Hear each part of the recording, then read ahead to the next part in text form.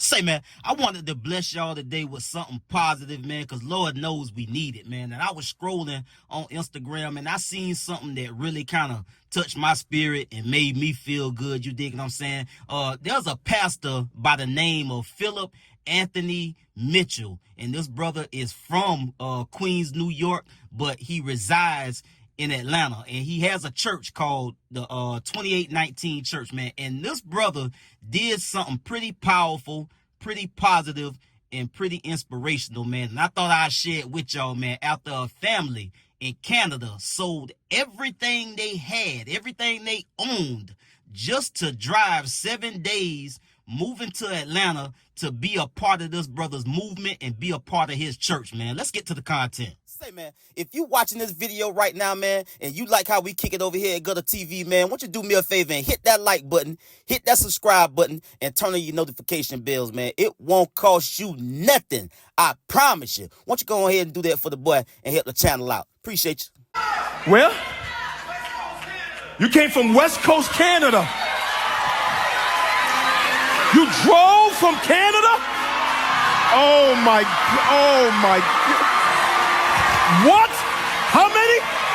With the baby? Oh my. He drove from West Coast Canada with a baby?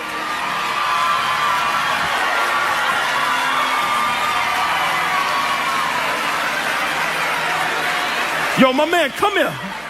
Yo, come on, come here.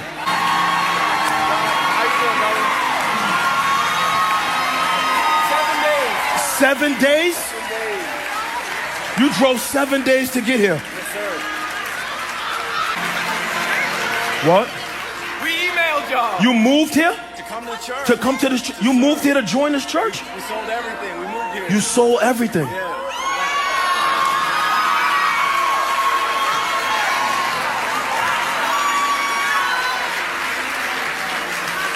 You sold everything to come here? Everything. You moved from Canada to come here? 2 girls and 2 With dogs. 2 girls? And 2 dogs. And 2 dogs. You sold everything? Yes, sir. What's your name? Holden. Holden. Holden. Shelby. Shelby and Holden. Yeah. Okay. I want you to stay when this is over. We're going to give out 2 checks today. $50,000 for you. Yes. No, yes. Yes. Yes. No, yes. No. Yes. No. Don't block my blessing. No. Don't block my blessing. Don't block my blessing. 50,000 for you. No.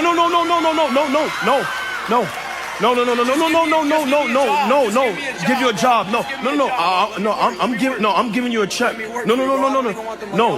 You can't block my blessing though. I want the spiritual money, bro. I don't want the You want the spiritual money.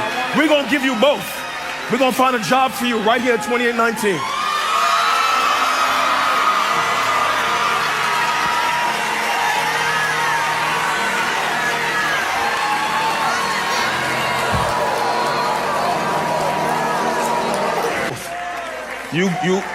A check for 50,000 and a job. No, and a job. Redeemed of the Lord, say so. Who are his watch? Redeemed from trouble. That is all of you he bought back from darkness. Came and got you out of sin. Rescued you from headed to hell. Rescued you from headed to damnation. All of you who did not have enough sense in your mind to say yes to God, but he hunted you down anyway. Do I got anybody knows what it feels like when he hunted you down anyway? When you was in rebellion and sin, but he hunted you down anyway. When we was driving home drunk from the club and rolling up blunts with one knee and out of our mind, getting in car crashes and still alive, his grace keeping you just long enough so he can pull you into the kingdom. Now that right there, ladies and gentlemen, ain't nothing but goodness, in my opinion.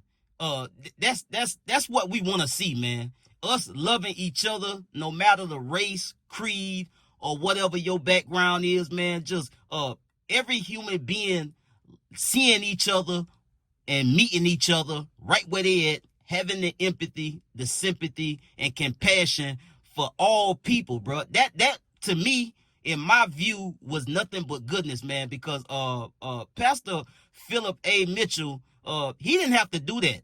And you heard the goodness in that brother that moved from Canada. He didn't even want the money. He begged Philip A. Mitchell not to give him the money. And Philip A. Mitchell said, look, bro, you're not going to block my blessings. This is what God is telling me. This is what on my spirit for me to do for you. This is how God is putting it in my spirit to bless you. And that brother said, you know, over and over again, I don't want the money. I want the spiritual blessing out of this whole situation. I want it. You can give me a job.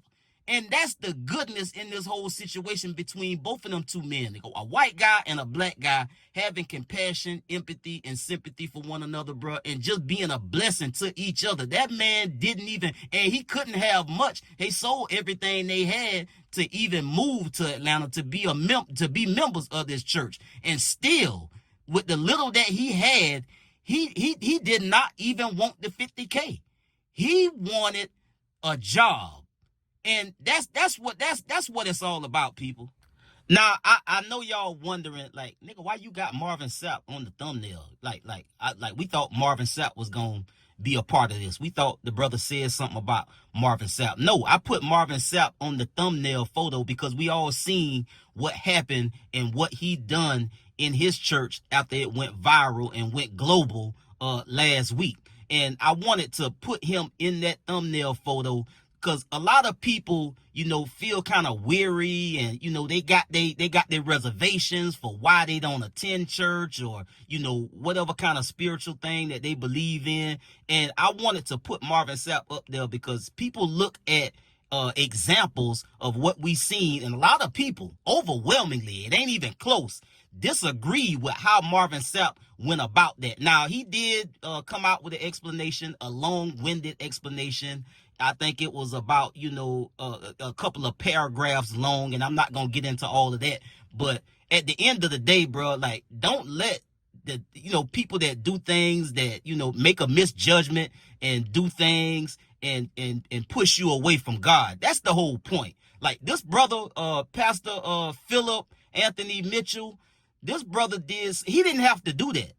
You understand me? He didn't have to go that far. He gave this family $50,000 and he gave that brother a job in his organization at his church.